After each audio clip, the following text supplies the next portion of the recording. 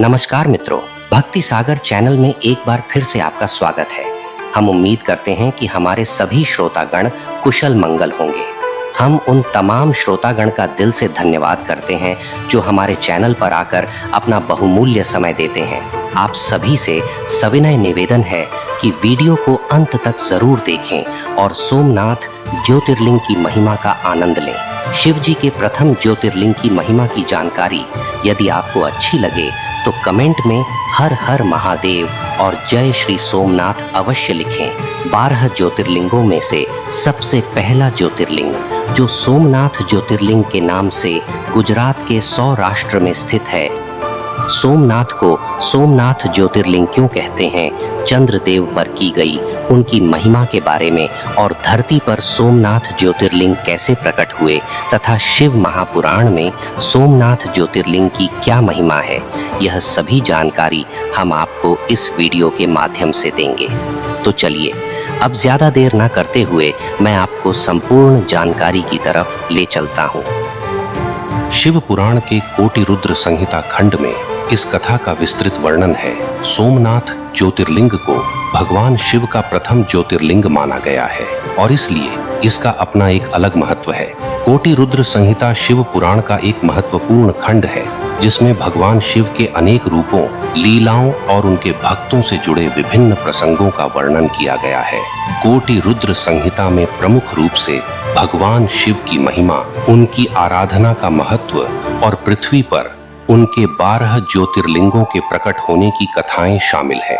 इसमें प्रथम ज्योतिर्लिंग सोमनाथ का भी विस्तार से वर्णन है, जिसमें चंद्रदेव की कथा बताई गई है, जहां उन्हें प्रजापति दक्ष के श्राप से मुक्ति मिली थी। ये संहिता शिव भक्तों के लिए एक महत्वपूर्ण ग्रंथ है जो उन्हें भक्ति मार्ग पर प्रेरित करती है। शिव पुराण के अनुसार चंद्रदेव की कथा बहुत ही विस्तृत और शिक्षाप्रद है। इसमें भगवान शिव की अनंत कृपा और भक्तों के प्रति उनकी करुणा का अद्भुत वर्णन मिलता है।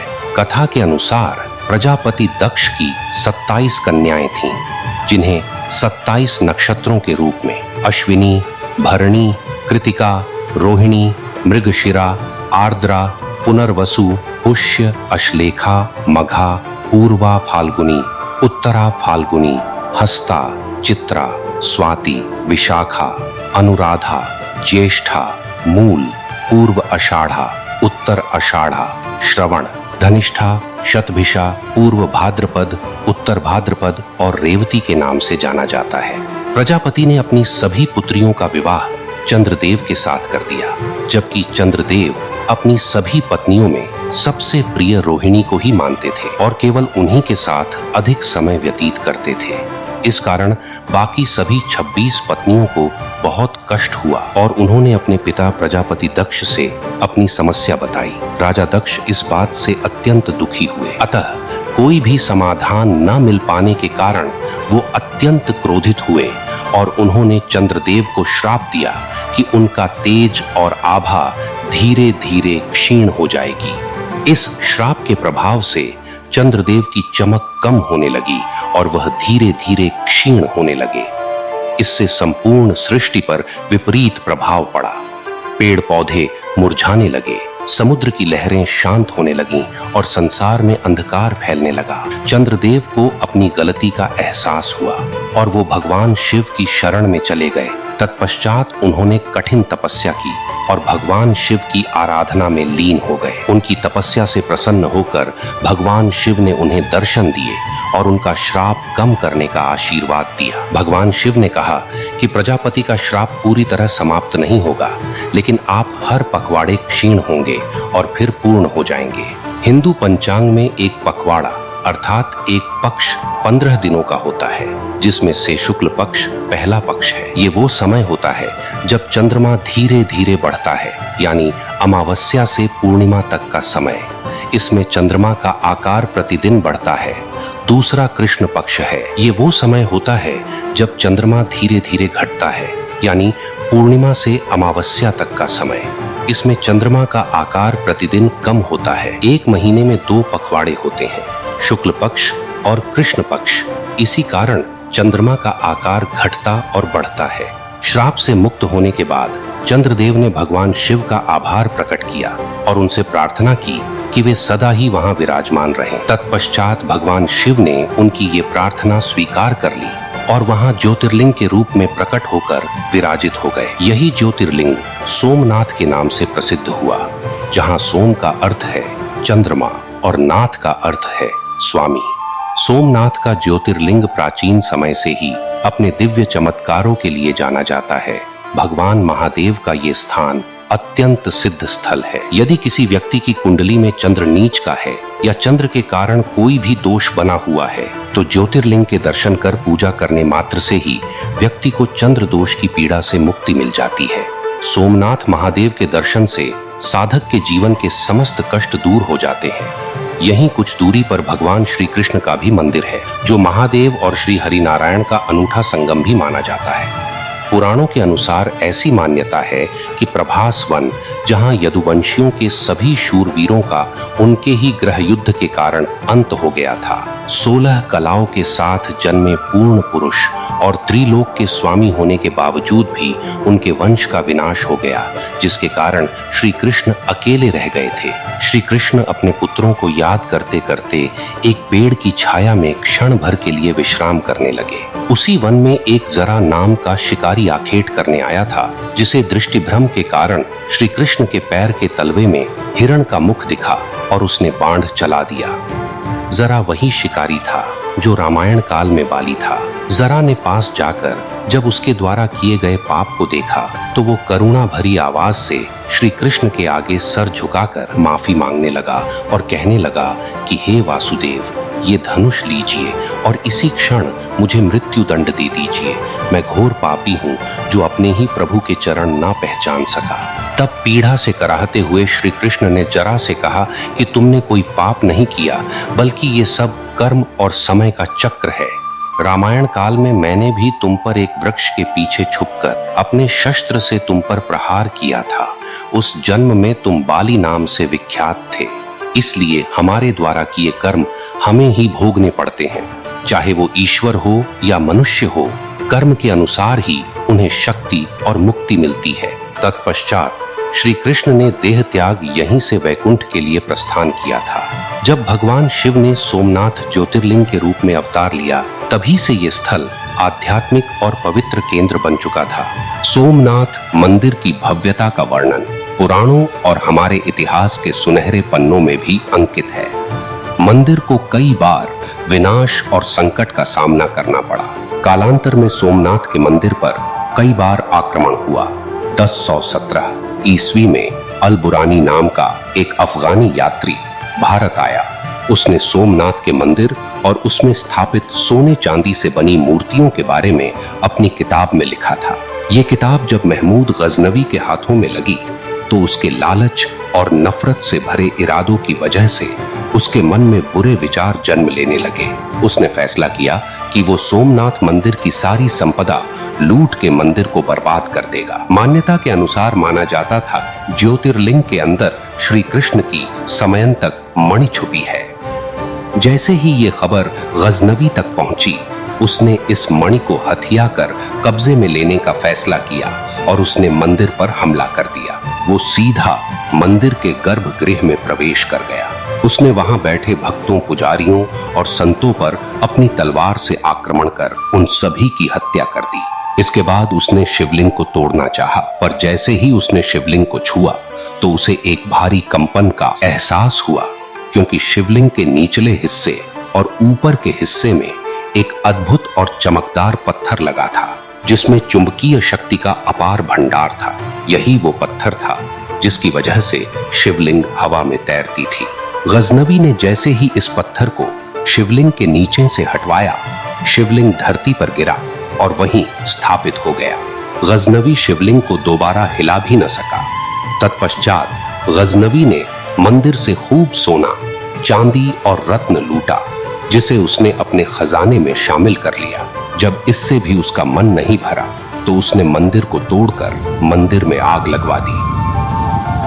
उसके इस कृत्य से मंदिर का बहुत ज्यादा नुकसान हुआ।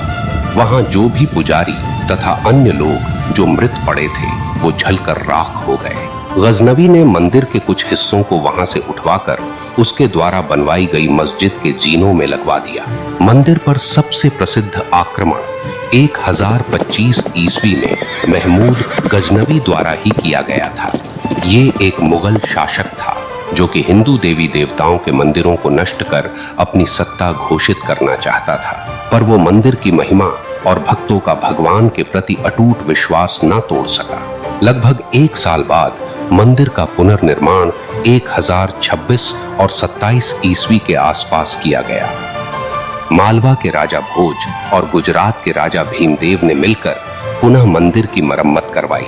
राजा भोज के प्रयासों से मंदिर को फिर से सुसज्जित किया गया और ये पवित्र स्थल भक्तों के लिए एक महत्वपूर्ण स्थल बना। हमारे इतिहास और पुराणों में कुछ ऐसे हिस्से भी हैं जो आज तक अनसुने हैं, जिनकी जानकारी हमने आज आपके ही भक्ति सागर चैनल पर सोमनाथ ज्योतिर्लिंग कथा के माध्यम से आप तक पहुंचाने की कोशिश की है। सोमनाथ का ये स्थल केवल एक मंदिर ही नहीं है, बल्कि भक्ति और आस्था का प्रतीक भी है। जो भी भक्त इस पवित्र स्थल का दर्शन करता है, उसकी मनोकामनाएं पूरी होती हैं और उसके पाप मिट जाते हैं। इस कथा के माध्यम से हम सभी को शिक्षा मिलती है कि जिस तरह भगवान शिव ने अपने भक्तों की आस्था को कभी नहीं छोड़ा, उन्हें सदैव ही आश्वस्त किया, इसी तरह हम सभी को अपने से छोटे और कमजोर व्यक्ति का साथ देना चाहिए। कथा में भगवान शिव ने यह सिद्ध कर दिया कि सच्चा भक्त वो होता है जो निस्वार्थ भाव से किसी की सहायता और अपने भगवान की आराधना करता है। विषम कठिनाइयों के बावजूद भी वो अपने प्रभु का विश्वास नहीं छोड़ता। सोमनाथ की कथा हमें ये भी सिखाती है कि आध्यात्मिक शक्ति और भक्ति से जीवन में किसी भी प्रकार की बाधाओं को पार करने की शक्ति मिलती है और भवसागर रूपी जीवन को पार किया जा सकता है। कथा में भगवान शिव की उदारता और विनम्रता का उदाहरण मिलता है, जो ये सिखाता है कि सच्चे भक्त को कभी भी अहंकार नहीं करना चाहिए और हमेशा विनम्र रहना चाहिए। महादेव की कथा और श्री कृष्ण की कथा से हम सभी को ये शिक्षा मिलती है कि मनुष्य के सांसारिक जीवन में जो भी घटित होगा, वो उसके द्वारा किए गए पुण्य और पाप कर्म पर निर्भर करेगा। इसलिए कर्म को प्रधान मानते हुए मनुष्य को अपना जीवन संचालन करना चाहिए। चलिए अब हम आपको सोमनाथ की यात्रा के बारे में भी बताते चलें। सोमनाथ मंदिर के दर्शन और मंदिर के आसपास के प्राकृतिक दृश्यों को देखने के लिए हर साल लाखों की संख्या में लोग यहाँ आते हैं। आप भारतवर्ष में कहीं से भी हों, आपको सोमनाथ दर्शन के लिए लगभग हर शहर से ट्रेन तथा सड़क मार्ग आदि साधनों की सुविधा मिल जाती है। वेरावल गुजरात के गिर जिले में है, जो अपनी प्राकृतिक सौंदर्यता, बंदरगाहों, पर्यटक स्थलों और व्यापार के लिए जाना जाता है। सोमनाथ मंदिर से लगभग 5 किलोमीटर की दूरी पर वेरावल स्टेशन है, जहां से आप मंदिर पहुंचने के लिए टैक्सी या अन्य किसी साधन जो यात्रियों को वेरावल से सोमनाथ तक ले जाते हो, आप उन्हें बुक करके जा सकते हैं। सोमनाथ मंदिर के आसपास अन्य पौराणिक मंदिरों में आप लक्ष्मी नारायण मंदिर, त्रिनयनी घाट, भालका तीर्थ, सूर्य मंदिर, सोमनाथ बीच और 5 पांडव की गुफा आदि देख सकते हैं। सोमनाथ मंदिर के पास ही कई धर्मशाला और होटल भी हैं, जहां आप अपने बजट और सुविधा के अनुसार रुक सकते हैं। अंत में चलते चलते आप सभी शिव भक्तों से विनम्र निवेदन है कि यदि इस कथा में कोई भी त्रुटि रह गई हो तो कृपया हमें अवश्य सूचित करें। हम आपकी प्रतिक्रिया का सम्मान करते हैं तथा भविष्य में हर कथा को और भी सहज जानकारियों से परिपूर्ण और प्रभावशाली बनाने का प्रयास करेंगे। कथा समाप्त होने के बाद यदि आपको सोमनाथ ज्योतिर्लिंग की ये कथा पसंद आई हो तो कृपया लाइक, शेयर और सब्सक्राइब जरूर करें, जिससे शिव पुराण में सोमनाथ तथा इतिहास में मंदिर का क्या महत्व है ज्यादा से ज्यादा लोगों तक पहुंच सके। हम प्रभु से प्रार्थना करते हैं कि हे सोमनाथ बाबा, जिस तरह आपने चंद्रदेव को श्राप से मुक्ति दी, हम भक्तों पर भी कृपा बनाए रखें। सोमनाथ ज्योतिर्लिंग की कथा के बाद हम आपके लिए दूसरे ज्योतिर्लिंग श्री मल्लिकार्जुन की कथा लेकर आएंगे, जो कि आंध्र प्रदेश में स्थित है। कथा को पूरा सुनने के लिए आप सभी श्रोतागण का बहुत बहुत धन्यवाद। जय श्री सोमनाथ, जय श्री कृष्णा।